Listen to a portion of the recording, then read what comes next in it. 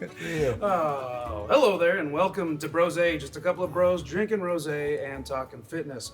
I'm Mike Garrity, the strongest comedian to ever come out of Fresno, and I'm here with Dr. Dustin Nelson, doctor of Chinese medicine, acupuncturist, herbalist, strength coach, kinesiologist, fascial stretch therapist. Is that a thing?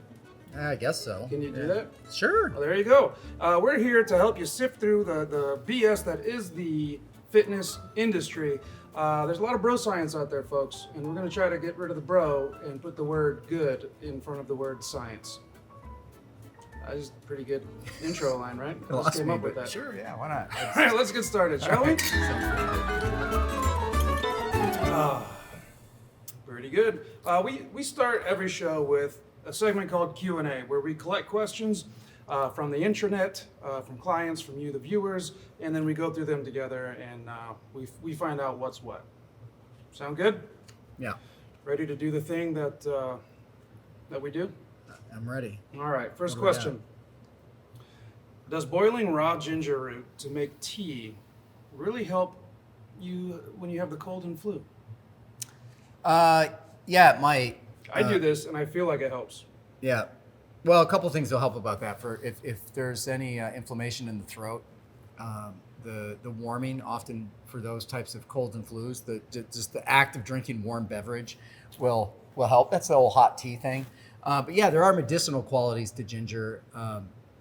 This is an herb we use in the Chinese medica, in the Chinese list of herbs. This is very popular, and Medica is a super cool word to say. isn't it? That's a fun one. Yeah. Medica. So there's Battlestar Medica. this is well, and that's what you use. It can actually help. There's some immune boosting items that are there. It can be antibacterial. I don't know if that's true or not, but there is some research to support the oils can actually help with that, along with garlic. But but it is anti-inflammatory, and so it can be palliative. Just the heat? Actually, the oils in the ginger. Oh. And we also see this. So the two things that it does really, really well for most people is that it can be anti-inflammatory, so it can reduce pain in the throat and some of the nasal passage, right? Because you get congestion from the cold or the flu in the sinus, and reducing inflammation in the sinuses can be helpful, and in the throat in terms of the pain and discomfort. And then also it's really good at helping with nausea. So if there's a nauseous component to the illness, it can help with that as well. Well, how much raw ginger root do you have to put in the saucepan? Yeah, that's a good question. So it's generally 45 to 60 grams, maybe as much as 90 grams. Do we use grams in the U.S.? No, thanks. I don't. Jimmy Carter tried. So if this thumb is a piece of Easy. ginger, how many of these Easy. thumbs are we using for a couple cups of ginger tea? Yeah. So basically, if you did like 2 to 3 ounces would be a 2 lot. to 3 of these thumbs? I would say probably no. That's probably about one dose right there. Yeah, that's probably This thumb is all you need ginger-wise. yeah, that's all you Whoa. need ginger-wise. Think about that double. No, because when it comes and you buy it raw, and that's the thing too, because you see a lot of people in the health and fitness space saying, I put cinnamon on my oatmeal and it's great for my blood sugar. We're not talking about the same type of cinnamon. We're talking about a cinnamon root or a cinnamon stick, and we're talking about the concentration of that when we boil it. It's a different herb altogether of what we put on our food for our oatmeal in the morning versus the cinnamon that you use medicinally. Ginger that you get in like a dried herb for Right. cooking is different than buying the actual ginger root. What about tea bag?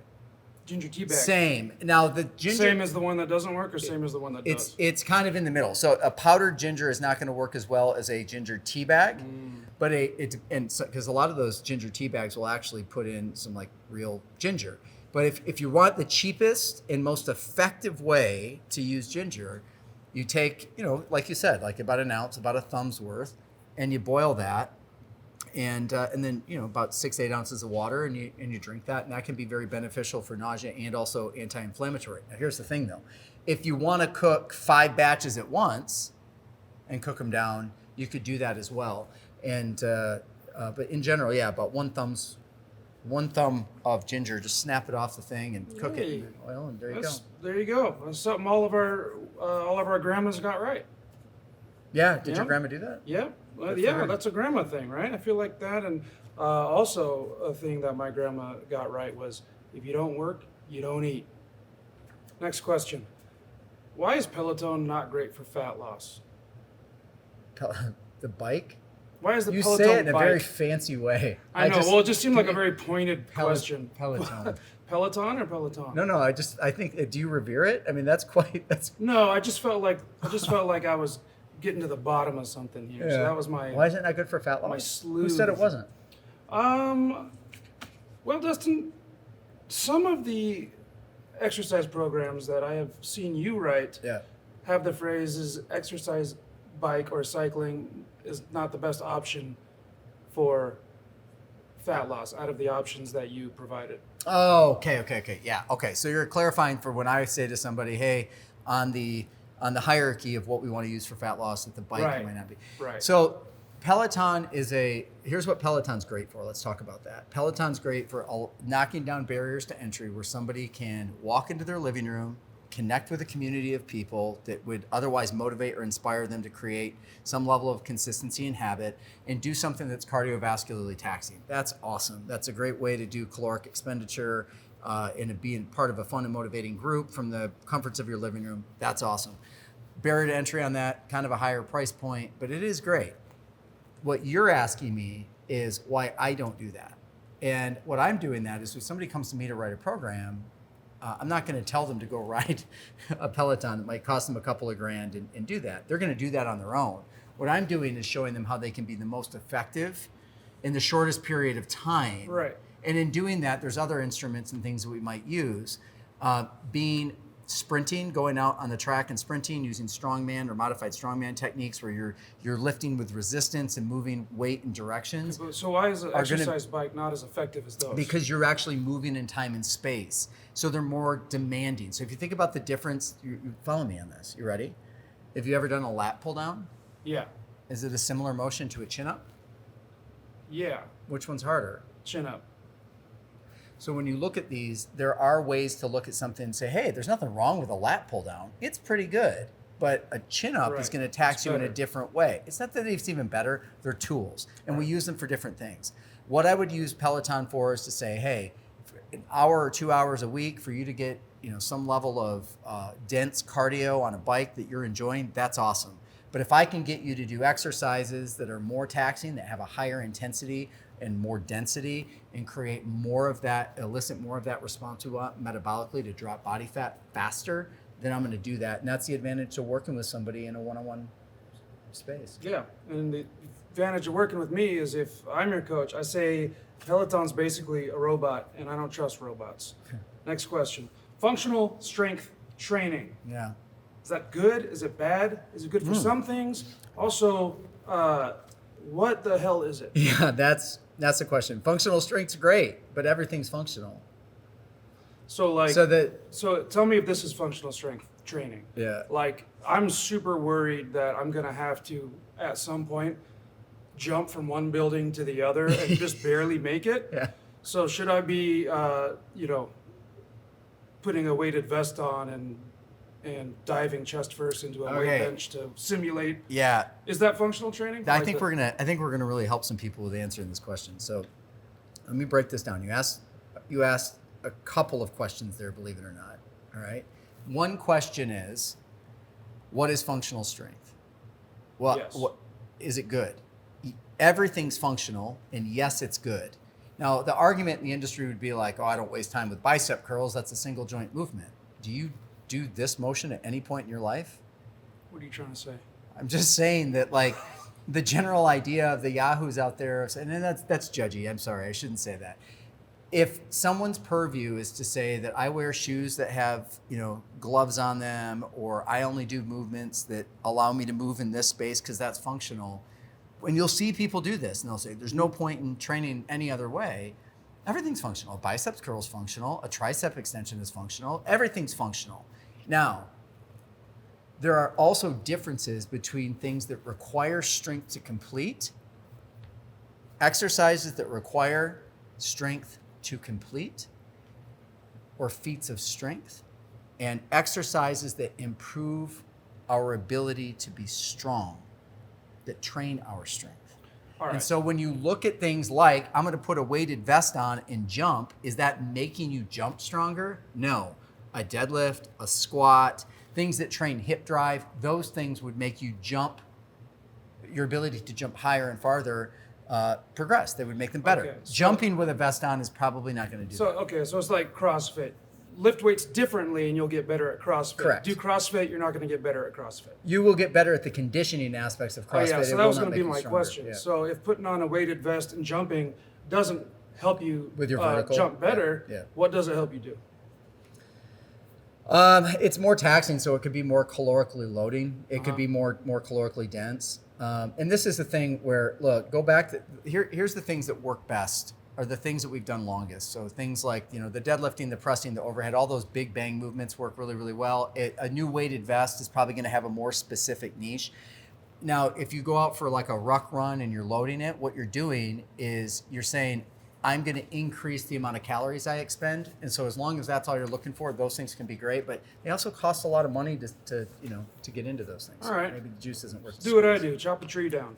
Next, Yeah. Next segment. Yeah. This Well, is- is it your tree? What? Is it your tree? Every tree is all of our trees. Okay. But that is that is good cardio. Yeah, All heck right. yeah. We got another one? Yeah, we're gonna move on to the next segment. This is called Two Truths and a Lie. This is where I tell Dustin two truths and a lie about myself as a clever way to get free health advice. All right, Dustin. I'll tell you two truths and a lie about myself, Okay. and then you tell me what the lie is. Okay. 1, I like to use tobacco to curb my appetite. Yeah. Number 2, sometimes I skip pasta or rice or bread with a meal so that I can have 5 beers instead. 3, I drink whiskey before I play rugby so that the head collisions don't hurt so bad. The lie. You dropped your pack. You gotta hang on to that. Real life theater. Okay. You drink. See, to a normal person, 1 or 2 of these might sound outrageous, but it's a little. That harder I'm when I pretty ask sure. you, isn't it? Yeah. I'm going to say that the lie is that you drank whiskey to reduce the head collision pain in rugby. That is a lie. Because I don't think that you cared about the collision pain No, in rugby. I mean I have drinking whiskey before a game. So And that you was did a- it that for a was different trick. That was reason, a right? trick. Yeah. I like to But you party. use tobacco as an appetite suppressant, Uh-huh. and you will often make caloric deals with yourself. If you cut back these carbs, you'll add those in. Yeah. And is that I think you're getting at here is that there's an appetite suppressive issue where you're trying to maybe reduce your hunger and maybe create space for you to have more alcohol in your diet. Is that what this is? Or Yeah. okay, it's look so in terms of trading. That by the way, I guess hey, it's like substances to. listen, what you did to say that I want to reduce the amount of carbs or potatoes I'm eating so I can have more drinks later. I mean, that's effectively Jenny Craig. That's the point system. Hey, you reduce your points, you save them up, you spend them on however you want. That's also the basic premise of if it fits in your macros.